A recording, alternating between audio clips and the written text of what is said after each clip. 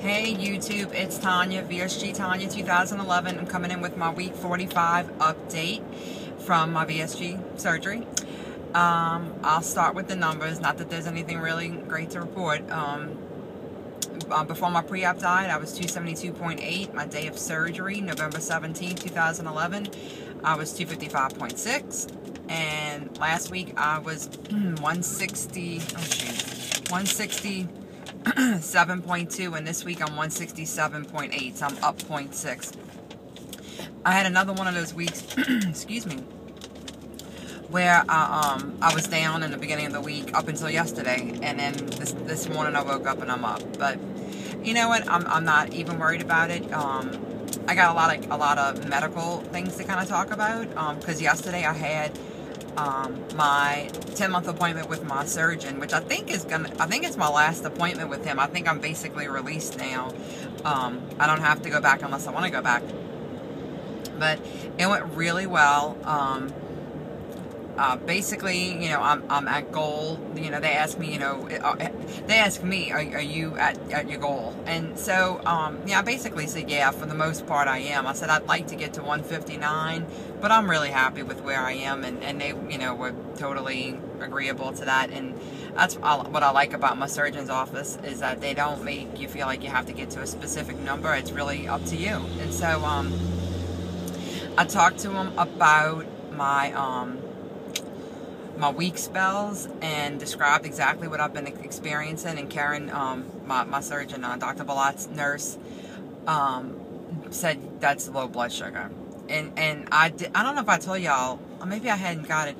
I got a blood sugar testing kit, and I had been taking my blood sugars just at the random times, like a couple hours after eating, just to see how my blood sugar's been running, and it's been in the mid-80s, so that's, you know, basically perfect. But I haven't had one of the episodes where I could take my blood sugar while I'm in the middle of a weak episode.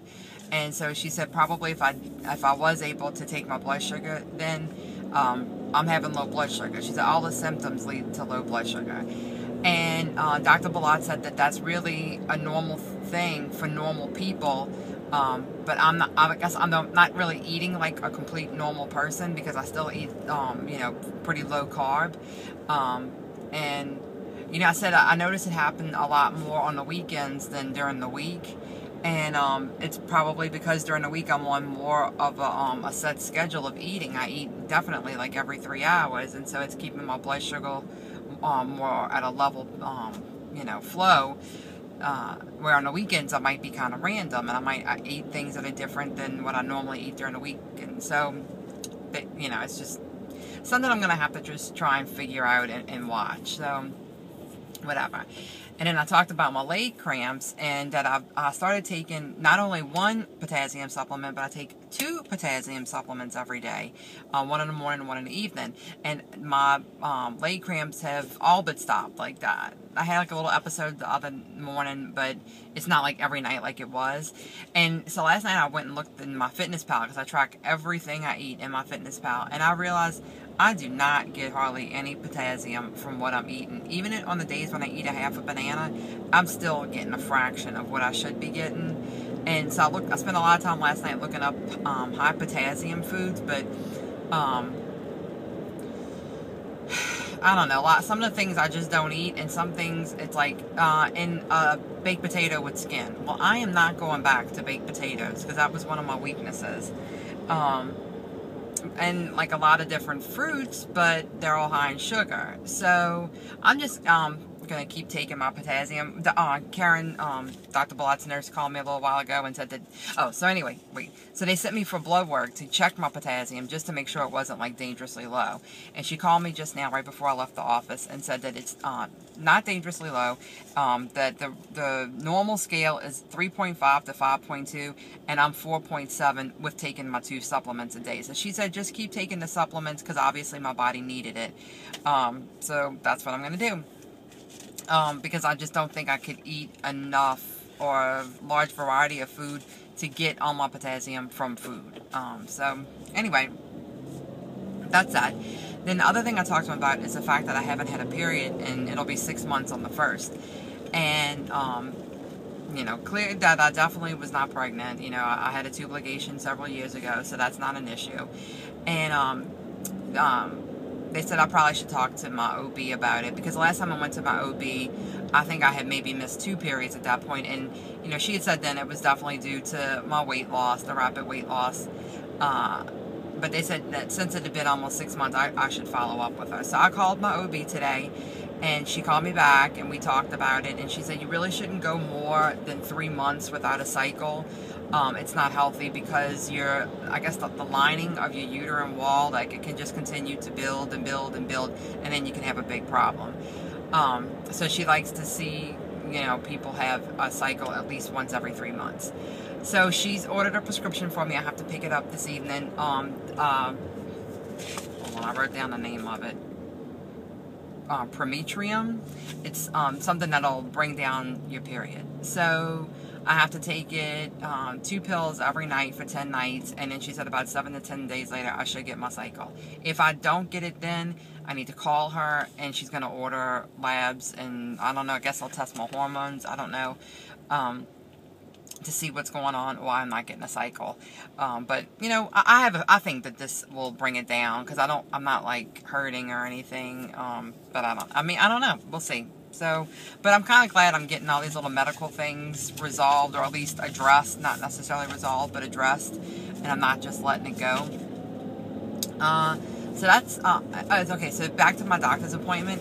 You know, like I said, my doctor was pleased, and my doctor's nurse was pleased with my progress, and before I left, Dr. Ballard said, you know, we want to get your picture out by the sign out the front, because we want to put you on our website. I'm like, oh my God.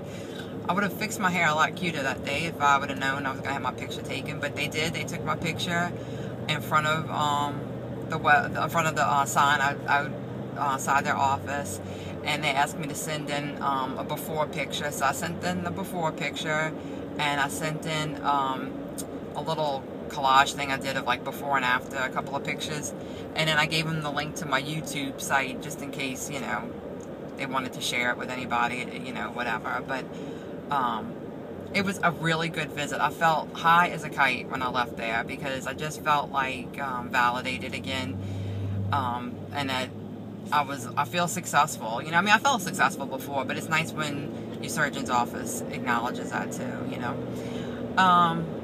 What else is going on? I talked to a good friend this week. This is a friend of mine. She's not on YouTube, but she's the person who told me about VSG.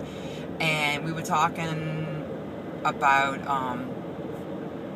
you know, your size and your mind still not catching up with what you look like for real. And she's smaller than me. And I think she wears like I'm in a size, like, I wear a medium top and a size 10 bottoms. And if it's a dress, it's a medium dress. But she's in like a 6 or an 8, maybe, I think she's in some 4s too, and so she's small. And she made a comment. She's a little over 2 years out from surgery. She said, I was thinking maybe I should lose a little bit more weight, and I'm like, Jill, no way, like, you're great the way you are, you look great. And so it got me to thinking about why do we feel like we need to lose a little bit more? You know, it's always like just a little bit more, just a little bit more. Like, what makes us think that way? And I kind of have a theory, and just thought I'd share it. And because it seems like a lot of people, even several years out, still struggle with, you know, how they look. And I think it's because for most of us who have been heavy our whole lives, we've always felt like we need to lose weight, we need to do better, we need to lose weight so that we can look better. And it's a complete mindset. And I know for myself at least, I've never known what it felt like to be okay with your weight, for your weight to be okay, and to not feel guilty that you're happy with your weight. Because even I had times when I was heavy that I really was not, I didn't have a huge problem with being overweight. I had a lot of self-confidence even with being overweight, but I still felt guilty for feeling okay with my weight. And so you always feel like you should be losing.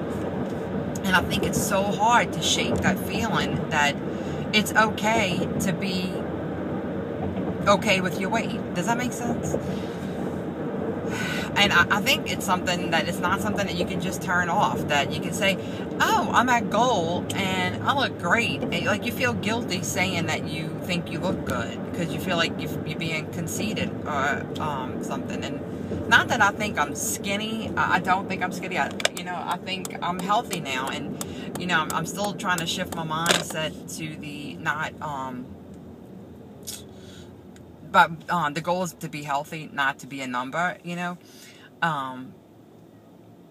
But I think that's why some of us struggle with letting go at the end. Like, even once you hit goal, you want to lose a little bit more because you feel like you can't shake that mindset of, I need to lose more weight, or I just need to lose weight.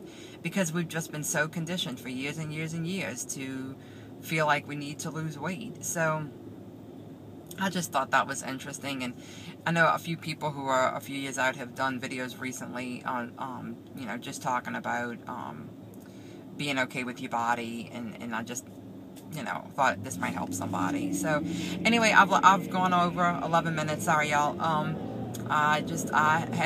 It's been a good week, even though I'm up a little bit.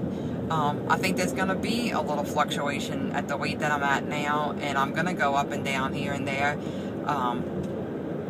It is what it is. As long as it doesn't go up, then that's good. And as long as I keep exercising my 3 or 4 days a week, I'm doing my elliptical. And that's the other thing. I've been doing some strength training. And so I'm wondering, too, if that's why my scale's going up a little bit. Because I am eating basically the same as I've been eating for a very long time. I'm not doing, like, major, serious weightlifting. But I am doing strength training that I had never done before. I've always been just a cardio girl. But I'm doing my 3 days a week, doing elliptical for 35 to 45 minutes a day, and now I'm doing some strength training too. So maybe I'm building a little bit of muscle, and that's causing just a little bit of weight gain or not loss. I don't know, but I'm trying to be good with that. So anyway, y'all go out, have an excellent week. Go out and make it happen. I will. Bye, y'all.